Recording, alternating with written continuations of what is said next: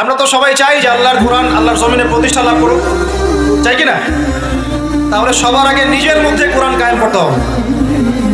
কোথায়? আগে নিজের উপর কোরআন কায়েম করুন, নিজের উপর সুন্নাহ কায়েম করুন, নিজের উপর দিন কায়েম করুন, ইনশাল্লাহ দিন ঘরে ঘরে পৌঁছে যাবে। প্রত্যেক ঘরের মানুষ এই নিয়াত করতে পারি কি ইনশাল্লাহ যে আমরা সবাই কোরআন পড়া শিখবো ইনশাল্লাহ। কোরআনের বাছাই করা কিছু আয়াত অন্তত মুখস্থ করবো ইনশাল্লাহ।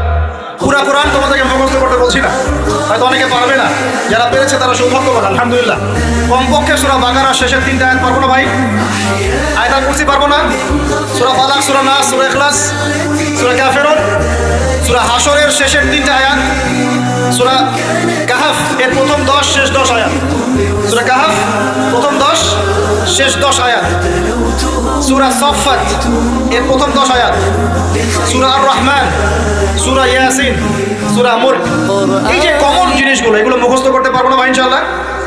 আল্লাহ পাক সবাইকে তৌফিক দান করুন, বলি আমিন। আর এখন যারা বিয়ে শাদী করেন নাই, নিয়াত করেন যে আপনাদের ঘরে যে সন্তান আসবে, আচ্ছা সন্তানের আগে বউয়ে আসে নাকি?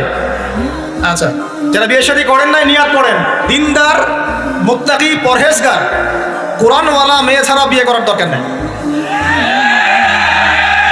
বাস বাস বাস বাস বাস। শোনেন, এর মানে এই নয় যে খালি মাদ্রাসার মেয়েদেরকে বিয়ে করবেন, বরং এমন অনেক দিনই বোন আছেন আমাদের স্কুল কলেজ ইউনিভার্সিটিতে পড়েন, তারা অনেক বেশি দিন চর্চা করেন মাশাআল্লাহ। আমি বলেছি কোরআনওয়ালা দিনদার পর্দাশীল নারী বিয়ে করবেন, এবং দ্বিতীয় নিয়াত করেন যে সন্তানই হবে কমপক্ষে একটা সন্তানকে হাফেজে কোরআন বানাবেন ইনশাআল্লাহ, একটা সন্তানকে আলেম বানাবেন ইনশাআল্লাহ। আপনার মেয়ে হলে সেই মেয়েকে আয়েশা রাদিয়াল্লাহু আনহার মতো বানান ইনশাআল্লাহ।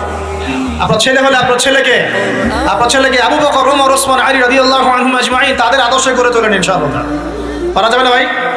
যখন ঘরে ঘরে কোরআনওয়ালা মানুষ তৈরি হবে না, আল্লাহর জমিনে আল্লাহর দিন এমনি প্রতিষ্ঠা হয়ে যাবে ইনশাআল্লাহ। বাতিল কোন দিক পালিয়ে যাবে? ঠিক নাই। সবকিছু শেষ আছে না বলেন তো? সব কিছু শেষ আছে।